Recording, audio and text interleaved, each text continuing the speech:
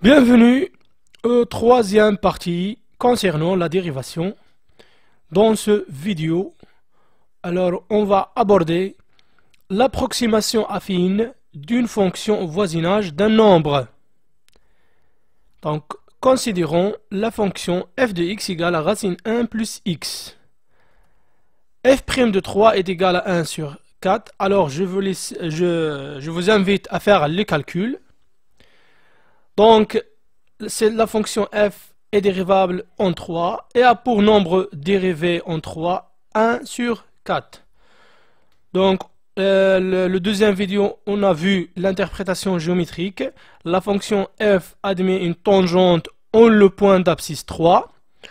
Donc, il admet une tangente, la courbe représentative de f admet une tangente en le point de coordonnées 3, f de 3.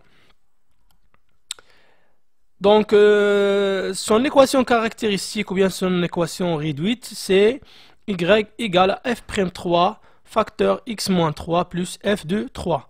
Avec f' de 3, c'est le coefficient directeur ou bien la pente de la droite. Cette droite, on peut la considérer aussi comme étant la courbe représentative de la fonction affine, que je vais la noter f3 parce qu'elle dépend de 3. f3 de x égale à f'3 x-3 facteur x-3 plus f de 3, que je vais l'appeler aussi la fonction affine tangente à la fonction f en 3. On l'appelle aussi approximation affine de la fonction f en 3. Essayons de voir les choses plus claires géométriquement. Donc voilà, c'est la courbe de la fonction f et voilà la tangente en le point d'abscisse 3. Donc prenons un réel x. Donc on a l'image de x par la fonction f. Voilà en rouge.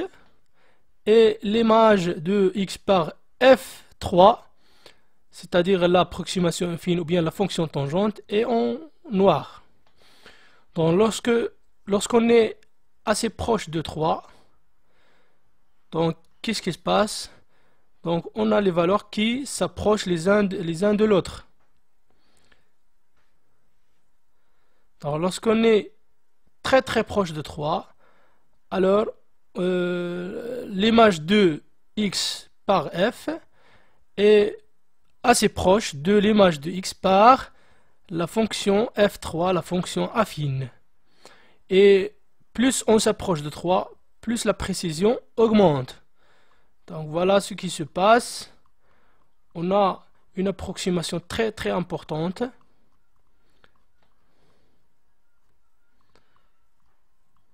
Voilà.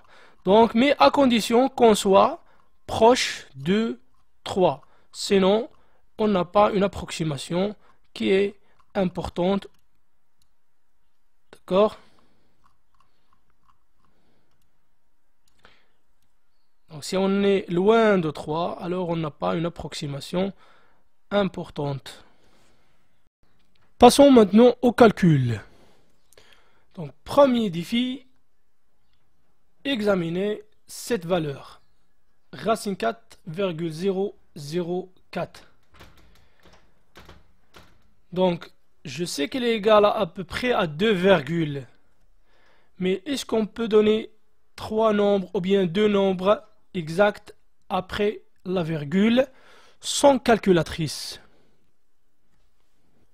Prenez du temps à penser à ce défi. Je pense que c'est pas évident. Je pense même que c'est difficile.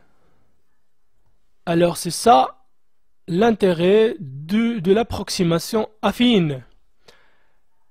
Parce que racine 4 plus 0,004 égale à racine 1 plus 3,0004. Donc égale à f de 3,0004 qui est égal à peu près à f3 de 3,0004. Pourquoi? parce que 3,0004 est très proche de 3. Donc on est au voisinage de 3. Donc on va calculer l'image, ou bien pour avoir une valeur approchée de l'image de ce nombre par f, si on veut une valeur approchée, on peut utiliser la fonction affine f3 parce qu'elle est très simple et plus facile. Donc égal à 1 sur 4, facteur 3,004 moins 3 plus 2, et on va le faire sans calculatrice. Égal à 1 sur 4, facteur 0,0004 plus 2, qui est égal à 0,0001 plus 2, donc qui est égal à peu près 2,0001. Utilisons maintenant la calculatrice pour comparer notre résultat. Donc voilà le résultat que nous avons trouvé à l'aide de la fonction affine approximative. Donc à l'aide du calculatrice, donc on va calculer racine 4,0004 et voilà le résultat donné avec la calculatrice. Donc on a exactement 3 nombres exacts après la virgule.